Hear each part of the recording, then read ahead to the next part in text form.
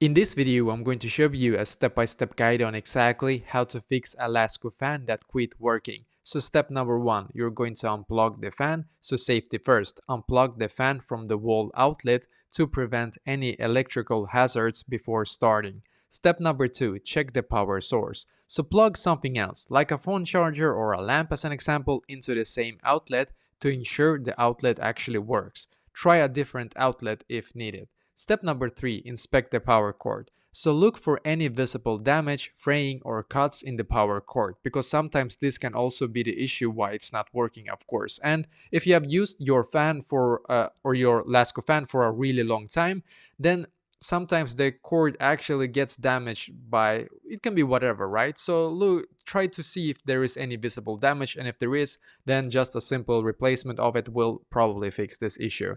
So you're going to gently wiggle the cord where it enters the fan base to check for internal wire issues. Step number 4, clean the fan. Dust and debris can actually clog the motor and prevent operation. Remove the front grille, usually clips or screws as you can see, and wipe down the blades and motor area using a dry cloth or vacuum with a brush attachment, of course. So this is also one thing that you can try to do. Step number 5, test the control panel or knob. So rotate the speed knob or press the buttons while the fan is plugged in again.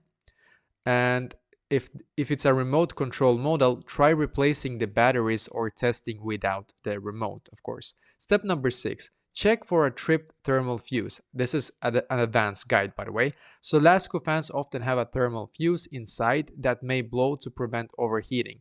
If you are comfortable with the basic electronics, unscrew the back panel, look for small cylindrical fuse near the motor wiring. If the fuse is blown, replace it with the same model rating, basically requires soldering, just so you know. And only do this if you're confident working with electronics, by the way. Otherwise, skip this step and go to step number 8, or in this case, step number 7 actually. I wrote incorrectly, sorry.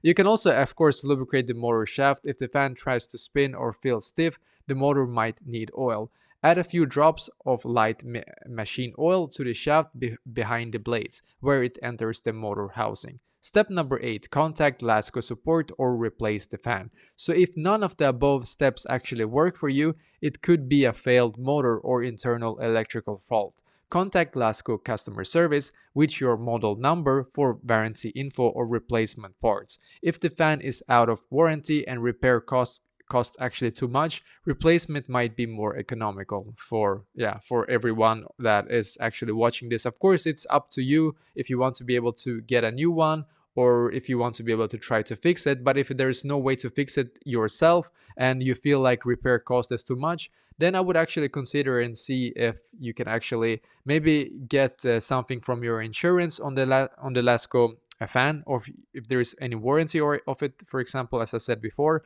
If there isn't, then unfortunately probably need to replace the fan yourself. And yeah, basically this is steps that you can try to actually fix it.